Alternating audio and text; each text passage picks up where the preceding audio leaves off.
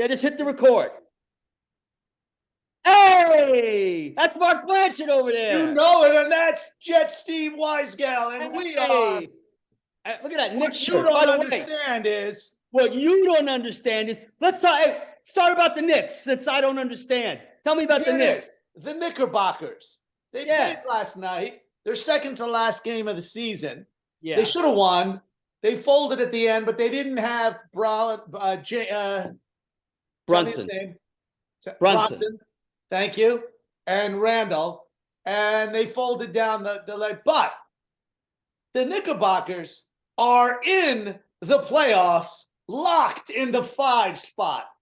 They'll be opening next week in Cleveland. And they're going to defeat Cleveland. Wipe them right off the streets. Randall will be back. Brunson will be back. Quigley's moving all over the place.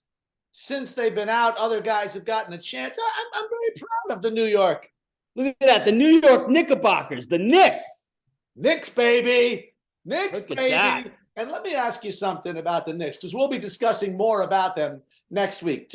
Tomorrow's their very last game. It doesn't matter, but you want to go out with the win at home. So we're going to win. That being said, what colors match the Knicks? Oh, I got to change hats for that. Thank you. There we go. It would be Metropolitans. That's right. There's more blue. There's less orange, but it's the same blue and the same orange. Listen. That's the way it goes. It's the way things are done. While you're in the Uncle Steve attire right there. Uncle Steve. I've been. By the way, today, Kodai Senga, once again, struggles a little bit in the first inning, and then lights out with the ghost, baby. You can't see him. Let me tell you something. He's gone 2 games now, 14 or 15 innings. He's got a 1.8 ERA, 14 strikeouts. I mean, everything you could want and more. And we need it. We need it with the fact that we're still waiting for Verlander. We don't have a real closer yet. We're figuring that out. And Scherzer was a little shaky his first time out, but he wasn't shaky the first 5 or 6 innings.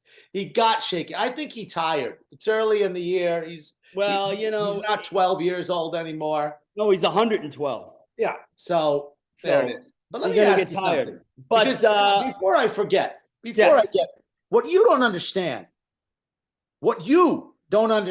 is, you want it? I'm waiting to see what I don't understand.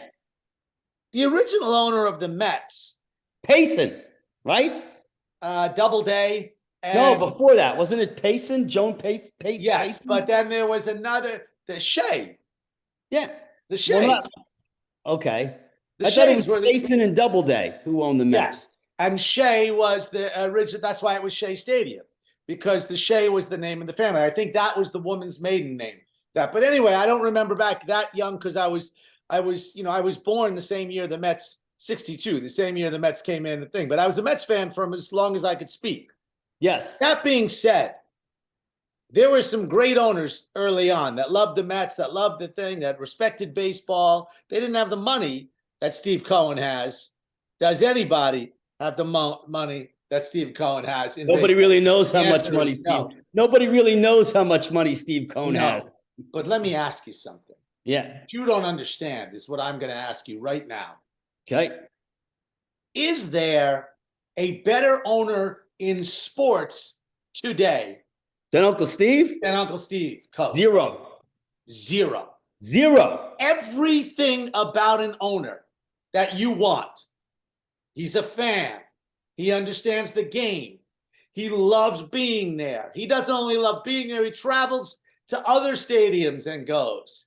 He's incorporating things from the Mets past. And at this point, thank you, with nearly 62 years of metropolitan baseball, there are some big moments. There are some very important players, important broadcasters. What you don't understand is today, who did they recognize? Who did they recognize up there on the thing? They recognized not the best booth in baseball, the best booth in sports. History.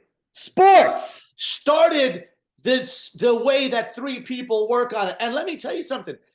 Bob Murphy, Lindsey Nelson, Ralph Kiner, who, as you know, I grew up knowing because my dad was good friends with him and everything from all the clothing industry. And he fed me my first vodka or gin. I don't remember what it was. It nearly knocked me over in the Great Bear water cooler. As you know, Lindsey Nelson, Bob Murphy, Ralph Kiner, they did the radio too. Yes. They would do 3 innings, 3 innings, 3 innings, and one would Correct. drop out and go do the radio. They were the revolutionaries of sports broadcasting. That was them. That was What's them. Steve Cohen doing his first year? Will Ponds, not one time do we hear anything about it. First year in, Steve's doing everything. Uncle Steve, second year. This is no. But in the first year, he started doing everything. Second year, yeah. Second year, he's gone to another level. Another level. By the way, talking about another level, you can see a screen back. How do I point at it? There. Go like this. Okay, yeah, there you go. You can see a screen back there. Other hand. Okay? That's a big screen. That's a curved screen. That's a surround sound system. You can see the ceiling, right? Nothing like what the Metropolitans have. They've got a screen up there I've never seen. You could run across the screen and get tired for the amount of distance you'd have to cover. Listen, right Uncle there in center field. That's what Uncle Steve does. Uncle Steve doesn't mess around. By the way, did you see that cake today that they had in the booth? No, I missed that. Okay, so it's the 18-year anniversary of them. Keith, Ron, and Gary all being in the booth. And they're doing the bobblehead thing again this year with the 3 bobbleheads. They made a cake that of these bobbleheads of them sitting in the booth. Oh, I saw something. Was that a cake? Okay, then it was a cake. Yeah, it was a cake. That's it didn't look anything like Ronnie. If you're going to eat a cake, by the way, you better take. If you're going to eat a cake like that in the middle of the day, you better take your probiotics. Tell me about that. Garden of Life probiotics, especially the 25 billion and the 30 billion CFU, they're unbelievable.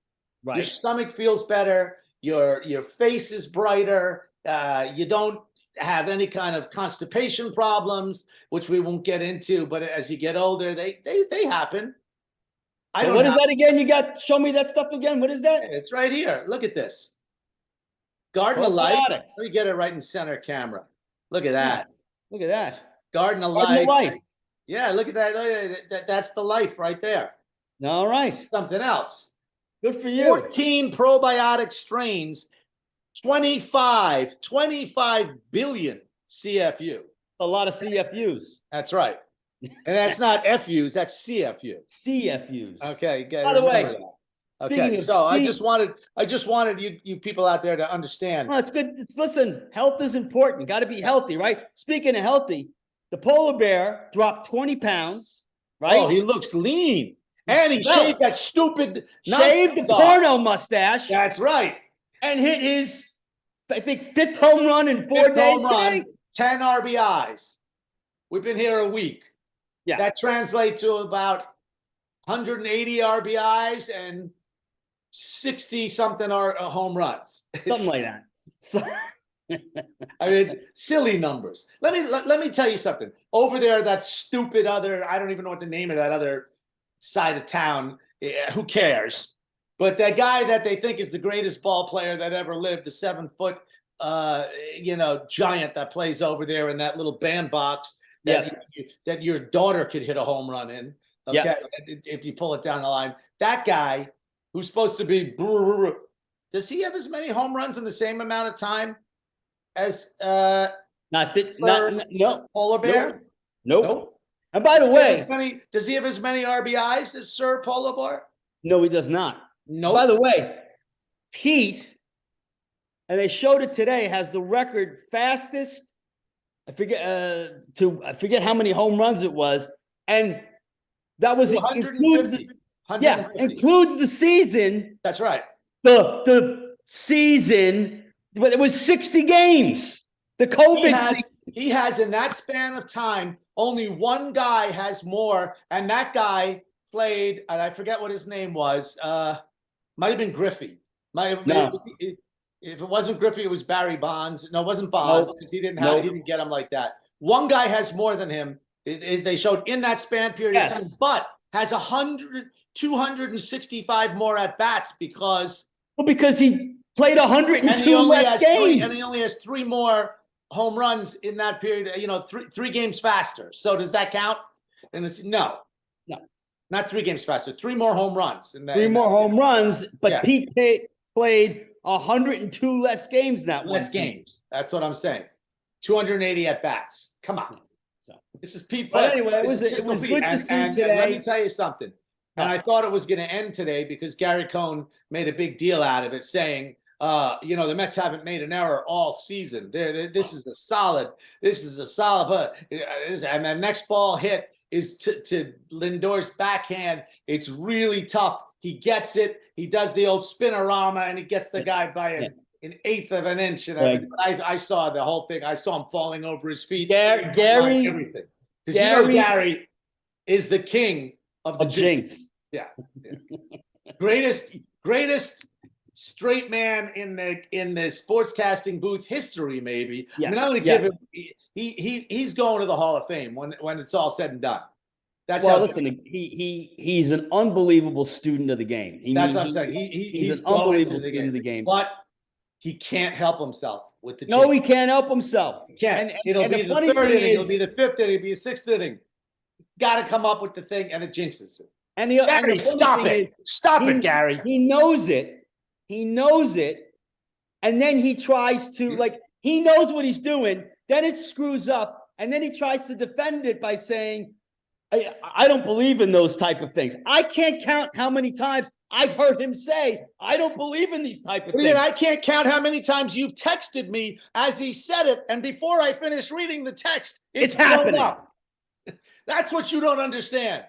Well, listen, hopefully he won't do too much damage this year because, you know, I watched these games and I know, you talked about it before and I disagreed a little bit, but the bottom line is not having Diaz here really puts a big strain on this bullpen. And I don't know. I mean, you're going to get somebody eventually. I don't know who, because it's too early. It's like, you know, we barely even started the season, but we're going to have to get an ace closer. We're just going to have to get one. Well, if they make Robertson the ace closer and he handles it, we're going to need someone else in the 8th inning because right now that bullpen is scary. I mean, I don't know if Robertson. I mean, guy's almost 40. I don't know. I don't know. He looked pretty good today, and he looked pretty good the other day. I haven't seen him not look good. I'm not gonna doubt him because of how good a closer he's been until he falters. What I'm doubting is the rest of the pen without him. Yeah, it's a tough pen because it's tough because you don't have without Diaz. Remember, we got 2 guys in the pen hurt too. The guy they thought they were bringing up, that Monte Steorco, who throws 102 miles. That's right, that guy. He's hurt. Out. And then we had that other guy that we signed. Had the elbow trouble. No, but that's a starter. Quintana, with the starter. With the elbow. But then we had another guy. We had another guy who was in the pen that got hurt. And I can't think of what his name. We expected him to come out because he's a new Met. We don't have him either.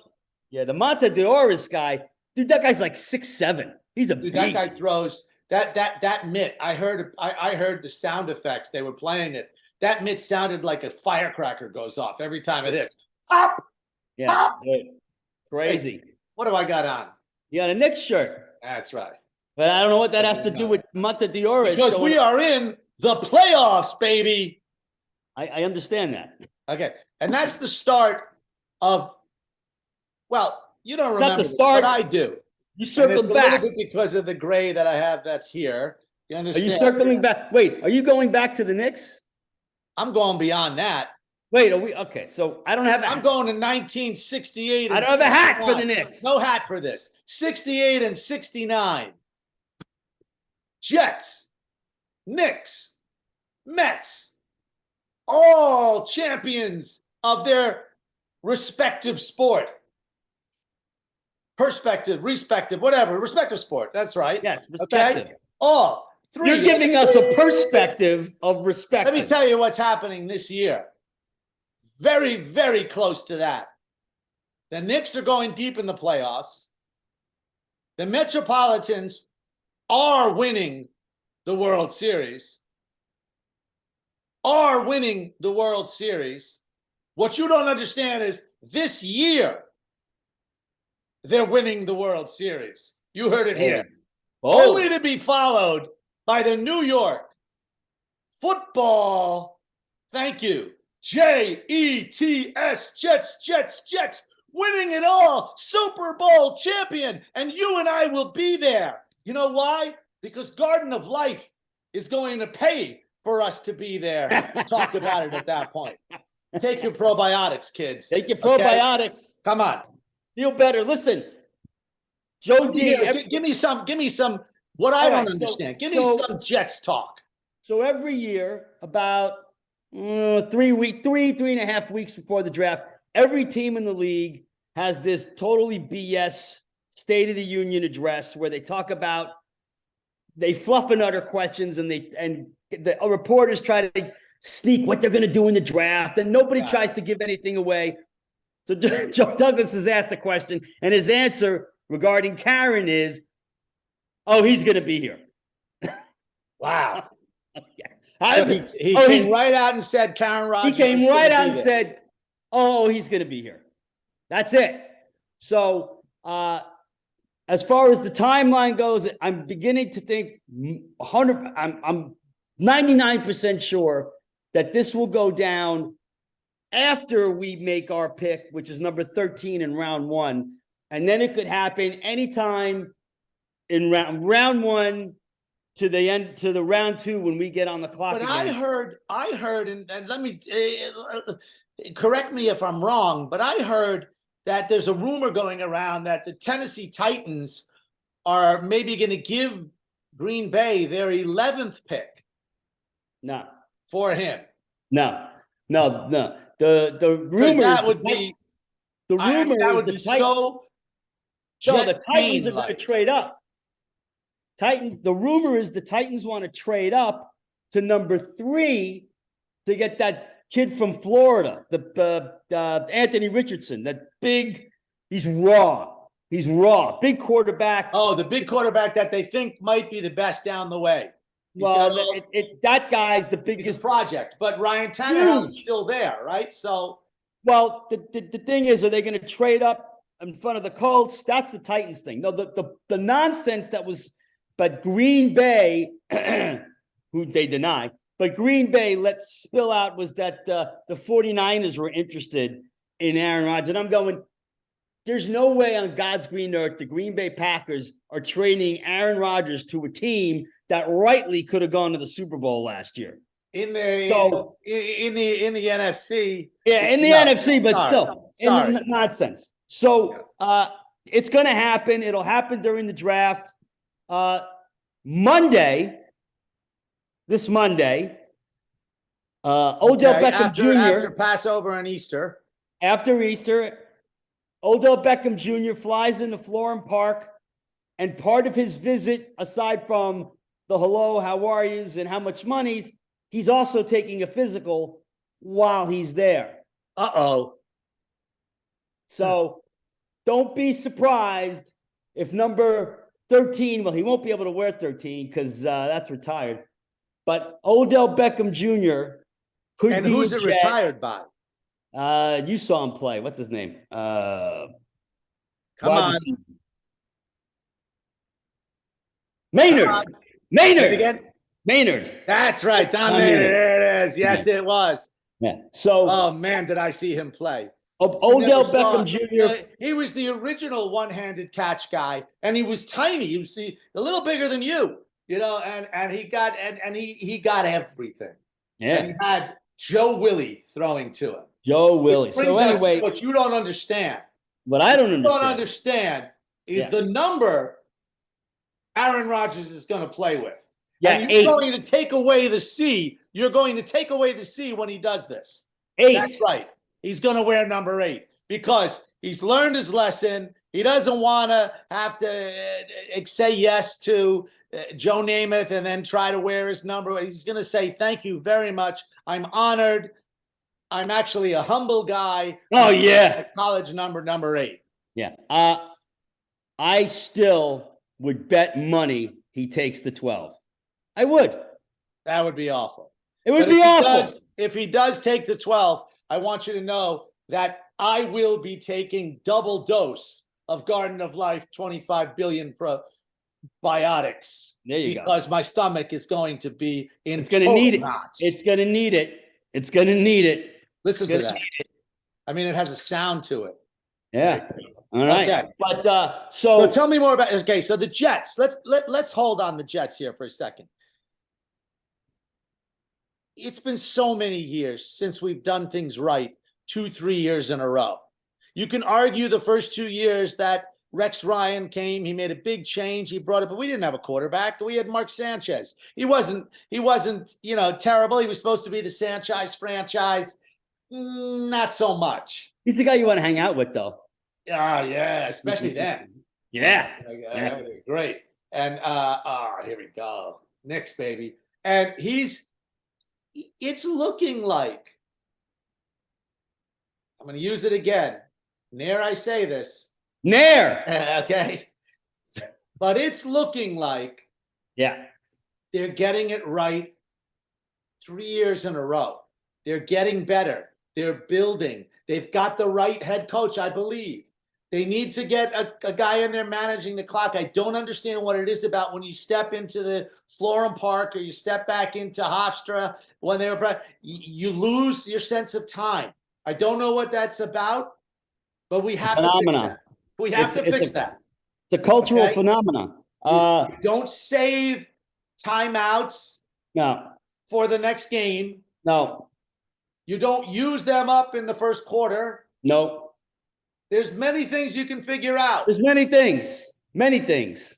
They have not. But listen. It feels like end of the day is this.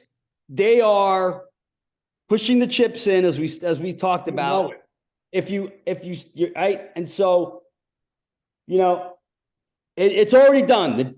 As the saying goes, the die has been cast. Okay, die has been cast. I may not like this particular approach, but I have to accept it. And once the season starts, I'm gonna go all in and hope that we go all the way, because that's what you want. I'm going to get super excited draft day.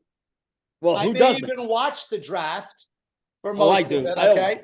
Yeah. I did watch last year's, and boy, was that a good one. I can't imagine that he could duplicate it. We don't have. Well, we don't have three. Picks. We don't have. We only have one pick in the first. Yeah, we don't have the same kind of picks in it, but he can get it right that first pick. And I'd like to see him. I'd like to see him go lineman, but I don't know. The tricky part. I don't think we need another playmaker. I don't think we need another playmaker there. So the tricky part with this particular draft with these old linemen is there's guys who played tackle in college. A lot of these guys, they're looking at it going, they're more guards than in the NFL, and we have that. So there's only really in the first round a couple. Now there's guys you could get if we trade back, or if we have another pick we could get. But I mean, 13 depends who's there. There's also the only receiver. Is there a linebacker? Is there a stud linebacker? Because we could use. Well, here's the funny thing. There's three really good linebackers that we should be able to get at the top of round 2. But there's a player who's not. He's more of a just a pure edge rusher. He's against the run, but he's all rush. It's a kid from Georgia, Nolan Smith. Oh, what you don't understand, he's a beast. He's fast as hell. So He's fast, and I saw some tape on that dude. That dude can hit. Yeah. So and he comes at you. That's a possibility. Of course, they're trying to take away tackling in football. I heard a rumor that they're going to put flags after Game 7 on all wide receivers and running backs.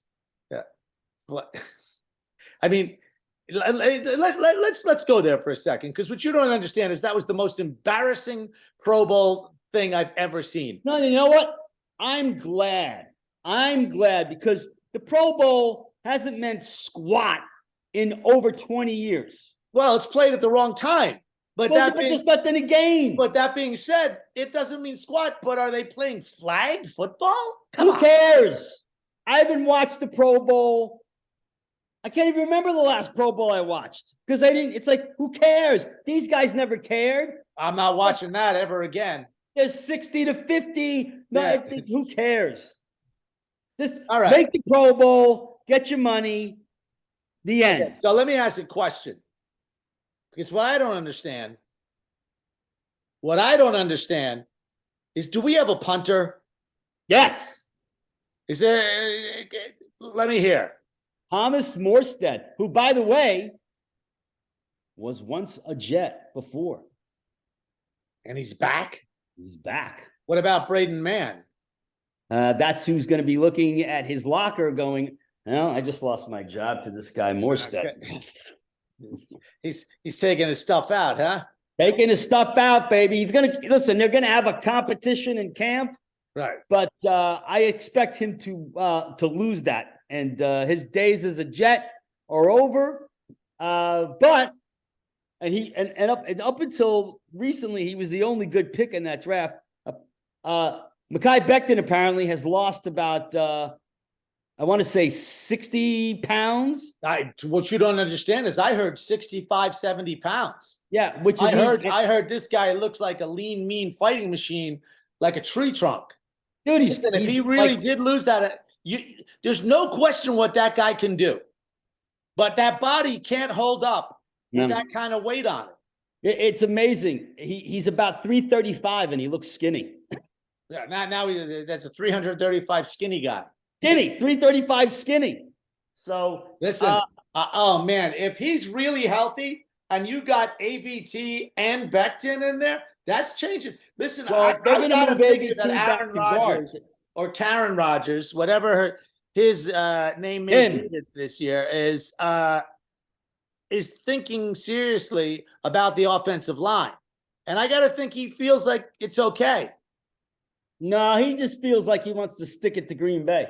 So in that particular case, there's only one playmaker that I would personally grab, and that's the guy who played with Garrett Wilson at Ohio State, JSN, because I'll butcher his name. It's Nahigba Smith. Oh, the Nahigba Jackson is his first name with an X. Right. And then I think it's Nahigba Smith or Smith Nahigba, whatever. That's the only guy they might take at 13, playmaker-wise. But I think it's going to be defensive line or offensive line. That's what I'm thinking. All right, well, that's good. We'll see. I don't know. It's going to be an interesting draft to see what happens. Not what happens in front of the Jets.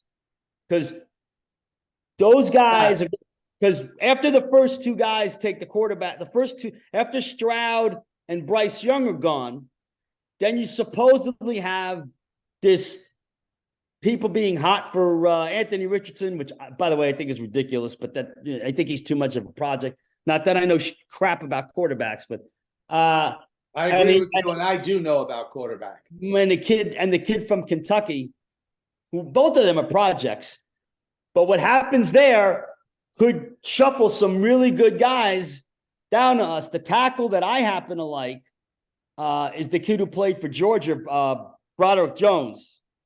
I'd be happy to take that kid. Oh, yes, I do. Yes, I did. I saw them doing something about him at the championship. Yeah, he's athletic, athletic kid. He's long, he's athletic, he's fast.